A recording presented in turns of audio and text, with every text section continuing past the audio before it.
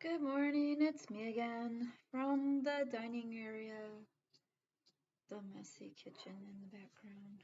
Oh, I left one of the cabinets open. Oh well, I'll deal with that later. Um, my ankle is doing a bit better. It still like sucks, but it's actually the bruising is actually visible, and the swelling seems like it's going down a little bit, and I can put some weight on it. You can actually see the main damage was in the joint because it's like the darker purple is on top and bottom of where the joint is, and then along that one side where my weight was actually on, it's kind of like a greenish brownish color, which is good. It's still pretty tender, but I discovered when I was getting changed this morning that I can actually put a little weight on my foot for short time frames, so I'm gonna dip in the tub. That's really good because I only got hurt a couple days ago, so that means that I'm healing up pretty quick, and I'm glad I could get my daughter to go to the store and get some of the stuff I knew that I would need for my body to heal, so that I can eat good, so that my body will heal, and because I kind of know what I need when I get hurt, um, and then I got to be careful with the way that I dress while I'm on the medication, which I'll probably still need for a few more days, but I'm probably not going to need the whole prescription, which is good. But they gave me like a whole bunch of pills again, but at least they're not narcotic. I think that the intention this time was that this kind of injury can have swelling and other issues for a long time, and it can take 6 to 8 weeks because it's in that more severe injury category to heal. So it's gonna be an interesting time frame, but I'm already doing pretty good. Like I haven't been sleeping in the boot cast because I'm not putting any pressure on my foot while I'm asleep. So I can move the muscles freely while I'm asleep, and it's not bothering. It never did. I did it the first night too, and it didn't bother my ankle to sleep free like that. So that's good. The medicine is making me pretty sleepy, but with the injury, that's probably a good thing because for whatever reason, your body heals better while you're sleeping, and that may be why there was a big push for narcotics there for a while. I'm hoping my voice is coming through because I got the computer back away a little bit. Um, and I'm just trying to get things done. And I figured you guys would want a little update on my injury because it is healing up pretty good, and my new subscribers seem to be concerned about it too. So thank you for that. So saying that, I'd like to welcome my new subscriber. I'm not really sure how to pronounce their name. It's either Olivier or it's Olivier, depending on if it's French or not. My kids also point out that it could be just Oliver spelled weird, but and I may not have pronounced that correctly because it doesn't look English or American English. So yeah, it could be something different, but I thank them for subscribing and welcome to my weird little family. Hopefully we can be supportive of each other and we can come up with some good topics to talk about. Um, Maybe figure out how to be this community that I'm trying to build up. Um, but yeah, I'm doing pretty good, and um, my sales at the booth were pretty decent. They weren't, I mean, it wasn't amazing, but I am getting about $40 when my check comes. I have one more day in this month, and the weird thing about the first is if people get paid earlier and they get their rent and all that paid, they will buy stuff on the first. Um, so there's a chance that I could get things sold. And since we are going into the time frame where people are wanting to get ready for Halloween, I might actually start selling some of these Krakens, which would be great. Um, I've got a pumpkin colored one. It's like bright orange and bright green. Um, it's going to be really amazing. I'm trying to get that one finished so that I can get it in the store. And no, that one will be good. And whew. Oh, also, the hospital called me yesterday to make sure that I was doing all right. I'm glad the Deaconess Hospital here in Spokane seems to do that. I haven't noticed that with any of the other hospitals. they actually call you to make sure that you made it home, taking your medicine, you got your medicine, you understand your post-care. So yeah, and I also appreciated, as I mentioned last time, that since I was able to explain to them why the injury happened, that I have these health issues, nerve damage, fibro, metabolic disorder. It's they didn't treat me like a druggie because I was actually able to explain to them, and then it corresponded with my health history records. So I'm trying to get better, and I'm really glad that the hospital checked in on me. I'm doing good. I feel a little funny because of the medicine. It makes you feel tired and dizzy, and I'm having a little trouble keeping up with my stitch work. But the good news is that I actually got a lot of backstock done over the year. So I should be okay even if I don't do very much crochet. I want to finish this orange one, the orange kraken hat, before in the next couple of days, and I should be able to. Even if I don't get the rotation coming around, I should be able to finish that one in the next couple of days because I want to be able to sell that one if my krakens at the store start selling. And I have my booth is at Famous Joe's Vendor Emporium in the Spokane Valley, and it's can never remember the address, but it's online, so you can look it up. If you're in the area, you can look it up. I don't know if they do online sales or not, so I can't really say for people out of the area, but if you're out of the area, you can, and you're interested in stuff, then you can contact me and we'll figure something out. Because I do check my Facebook. My Facebook, it's the same name, the same picture. I'd use that one on purpose because I had a lot of problems with the people approaching me on Facebook that I don't know, and it's just inappropriate con artist type behavior. So I did that with me kissing my cat.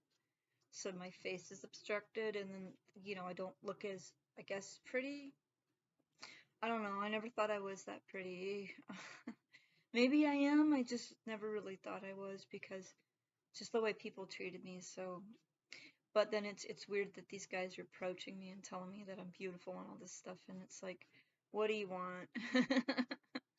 I don't have money, go away. So I'm not fishing for compliments or anything. I know what I look like. I've got this weird muscle structure under my face. So I have pretty expressions, but then sometimes my face will do something weird or unexpected just on its own. That's either the seizures or the fibro. I'm not sure which. But and then it'll just be a bit off-putting for people, and I think that's part of the reason why a lot of people don't like me that well. Or they act like they don't like me because sometimes my face just does weird things, and it's just my face. There's nothing wrong with it. It's, well, maybe, but nothing that you need to worry about wrong with it. So that's always a thing. I'm not sure why the lights are going in and out like that. Maybe there's clouds because I realized I didn't turn on the overhead light, which is fine. But yeah, I've got a new subscriber, yay, I'm that much closer to being able to do some things. Like lives, so we can actually have conversations. But I think I still need to have a few more. Can't remember if it's 100 or 1,000. And then I have to schedule the live and I have to do video to tell you about it. But I'm not near there yet. And then people are talking about doing the Patreon. But for Patreon, I have to be able to do things that aren't on the Facebook, or no, the YouTube. And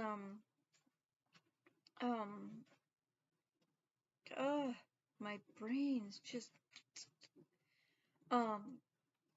yeah, and I'm not sure how to do that because I haven't even figured out how to do YouTube on the phone. I've thought about taping Gigi purring because he's just the cuddliest, or him or Jasper.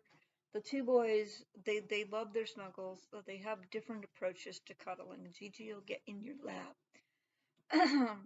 and like try to become one with your body, and just purr so loud, and he's so cute when he's doing that. And then Jasper will just come up beside you and be a big floofy doof, and he purrs really loud and wants you to pet him, and he's just really cuddly. He's not as much of a lap cat. And Minchie likes cuddles too. That's my daughter's little girl kitty. But she's not as into the snuggles as the boys are. And I don't know if that's a girl kitty thing or if it has to do with her being technically feral or that she was actually with someone for a while that wasn't taking the best care of her.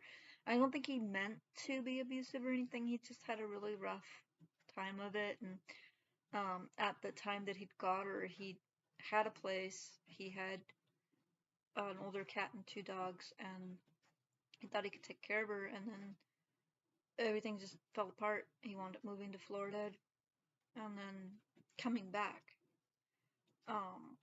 because he couldn't do anything in Florida for whatever reason. And then he came back and he tried to get back on because we worked at Walmart together in Bellingham. He tried to get back on, and for whatever reason, he couldn't get back on. Maybe they weren't hiring at that time because there are times when they don't hire, even though it seems like Walmart's always hiring. But they weren't hiring or something, so he couldn't come back. Because as far as I know, we left on good terms. There might have been something I didn't know about, because that happens too. But yeah, and he came back, so he's living in his car with 2 cats and 2 dogs, and then some other homeless person gave him some more animals.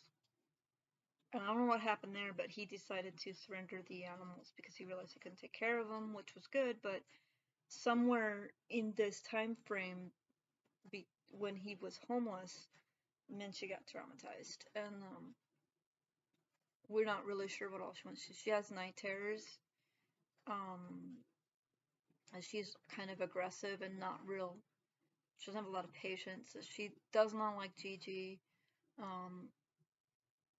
She thinks he's like the devil or something, but she's getting used to him. I think she'll eventually be okay with him, but she doesn't really like him. She's tolerating him, and then if he gets close, then she'll start like hissing or growling. But she's not attacking. She's not trying to bite him or scratch him anymore. So that's a good thing. She's coming around. She's starting to acknowledge the Gigi. But yeah, these are really cute kitties, and maybe if I can get some chance to tape them doing really cuddly things, I might do that for Patreon. But I really don't know, as I've only got 3 subscribers, and I can't really expect you guys to like support me and all that. And I hear that a lot of this stuff isn't free, so I have to be able to make sure that I'll have enough people to where it's not going to kill me to do the Patreon. So, and I don't know how all this stuff works. And there's people talking about you can donate money to people through the YouTube, but I don't even know how that works. I think you got to set something up, and I don't know how that works. So I'm trying to figure that out when I get a few more subscribers. Because once I get people going, then maybe I can get people to do that. Clean my glasses, I can hardly see anything. But yeah, I mean, we should be helping each other out as much as we can, but at the same time, if you know, I don't expect people to be taking care of me. I might be really close to getting on Social Security, and in that case, then getting money from doing YouTube might create problems with my income. But if I'm able to get more through YouTube than from Social Security, then whatever.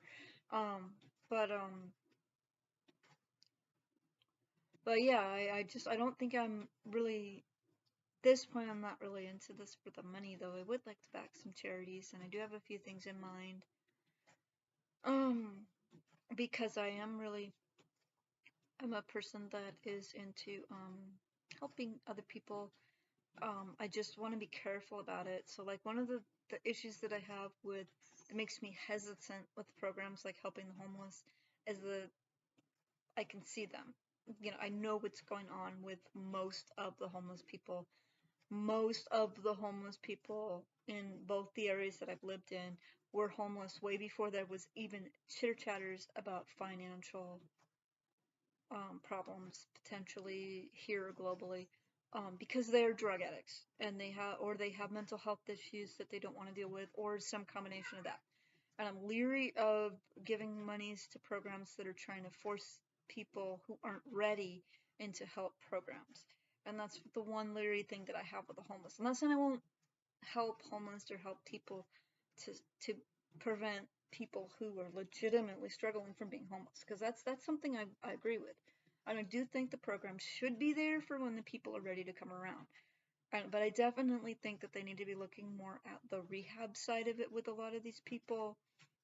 And I did that because it's both physical, mental, because I think they should be looking at it as like physical, mental, and drug addiction levels of rehab.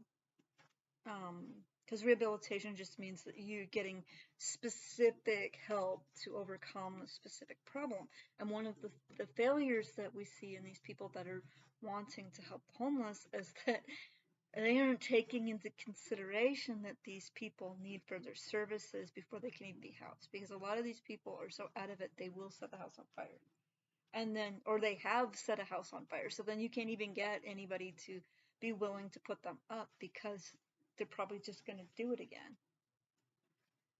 Because they're not in their right mind. They're not dealing with what they need to do. And then if somebody has, like, say, a physical health issue and they need rehab or equipment, then you need to be able to get them into these rehab programs and get them the equipment they need. And then a lot of times, like, Social Security does not pay enough. They don't even try. But it's better than not having it. So I don't know what other foreign programs are like, but I do hear that it is better to be disabled in a foreign country, in like Europe, than it is to be disabled in like United States or Canada. But I don't know exactly why people feel like it's better in Europe, other than that the doctors tend to not be assholes. Of course, you always will find one because some people do go. There are people that go into professions like doctors and attorneys and stuff like that because they're power tripping, and then they can turn into an asshole when they realize that they got to be looking at butts all day, or something gross, or having to deal with somebody that's chronically ill. Then you start to see that asshole attitude when if they've gone into the profession for the wrong reason. But and that's going to happen everywhere, and I'm not saying all doctors are like that. I'm just saying that that's how that happens, where you have a jerk attorney or a jerk doctor. It's because they went in there thinking they were going to make all this money and have all this power, and then they didn't, because you have it with cops too. And that's not what happened. You got to deal with all this bullshit that people get themselves into. And that's part of that profession. It's a big part of those professions. So um, if the doctors or attorneys or even police go into the profession with the right mindset, then they're good. They're really good. And I'm really glad that most of the doctors at the hospital I went to this last time seem to have a good mindset when you're talking about dealing with people. I'll probably keep going to that ER as long as I'm in this area, because they did treat me very well. I was not accused of being a drug addict. I was not treated like a drug addict. I've been here just over a year and I haven't needed to go in at all, except for when my son was sick. I had to go with him. Somebody had to go with him because he couldn't even remember his own name. So that was how weird that got. It was weird. Just really glad to just have had such a positive experience with a doctor's visit when I had to go to the ER. And I hope my GP doesn't get upset with me for anything, but he says he doesn't treat pain at all. And this was pain. This was excruciating. I needed an x-ray. I knew it would be quicker to go to the ER. That's what it is. And like finding out that's not broken was huge.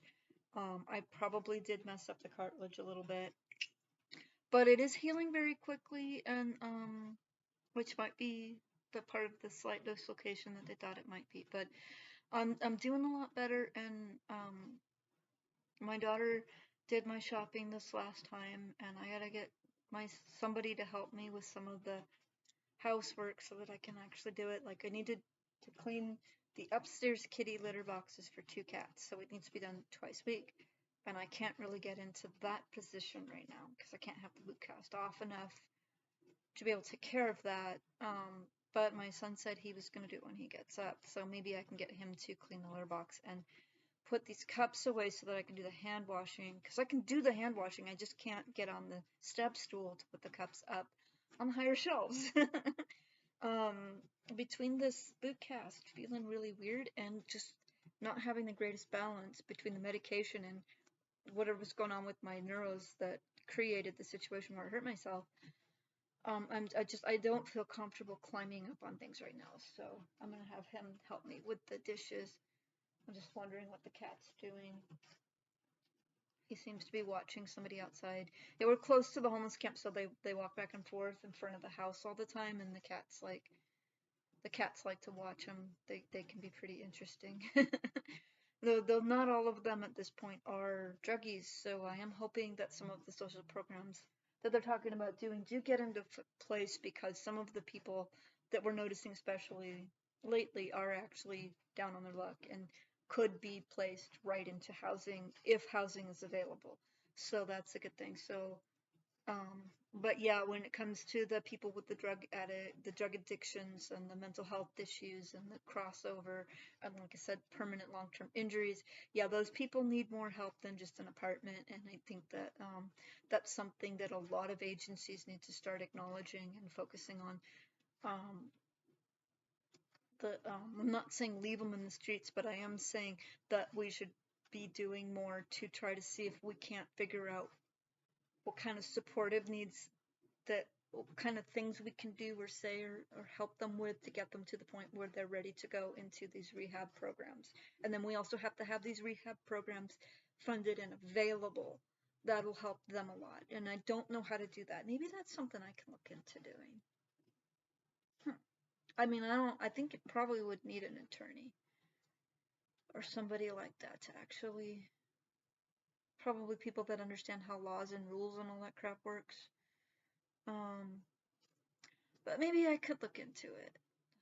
To it. I don't know. I can't do it myself, but maybe if there's somebody who's thinking like that, or somebody who's willing to think like that, maybe we can help figure that out. So because that's like I said, that's the number one thing that I see that people don't take into account when they're trying to help the homeless, is that a lot of these people do need some sort of rehab. I mean, like, you got people that come out of prison and they're angry.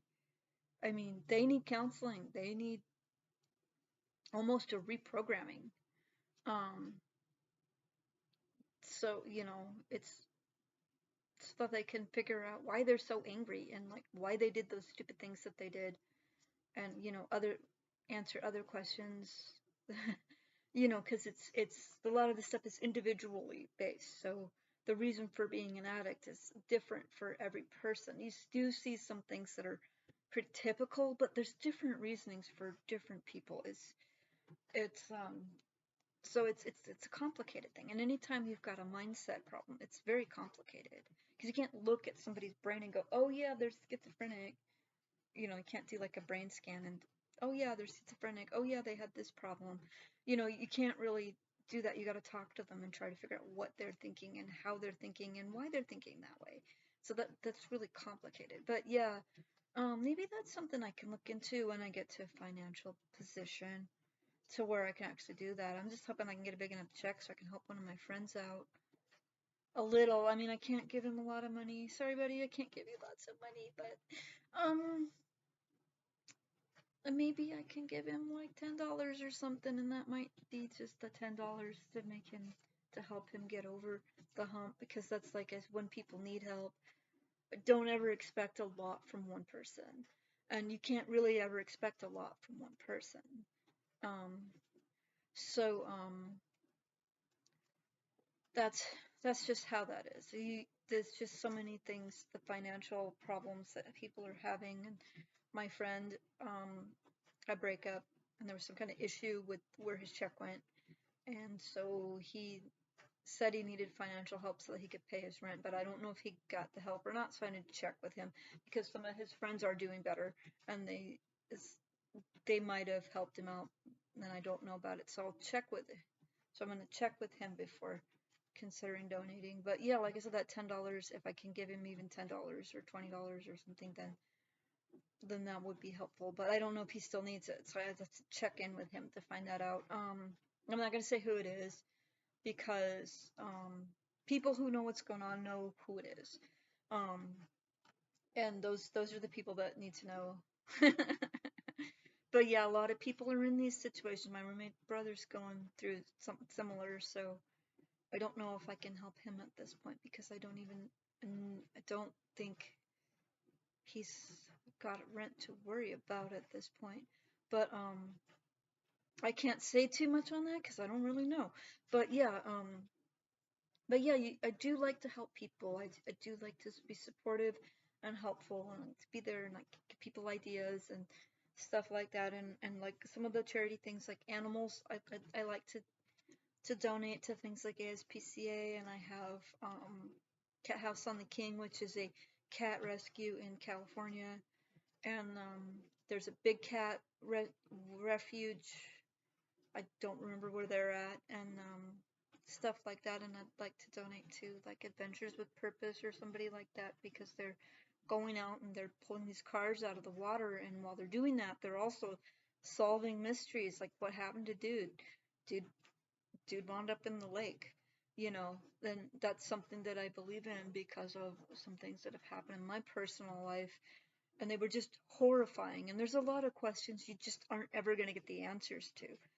But it would be nice to know that dude's dead, you know, because that would explain why dude never got back a hold of you because he's dead, you know. And that's hard to hear, but you know, you can kind of, I don't want to say get over, but you can work through knowing what happened much better than you can work through wondering if they're okay. Did they eat dinner? Did they have friends? Are they inside during a blizzard? You know, that kind of stuff. That's really hard to deal with. So those are some of my charity things I've been thinking about doing. But yeah, it's a thing. So I'm gonna head off because I've got a lot of stuff to try to get done today. I'm gonna try to take a bath because I've noticed that my foot'll hold my weight, and so it hasn't been too long since my last bath, but my hair is giving me a little trouble. Didn't use conditioner last time, so now it's being grumpy.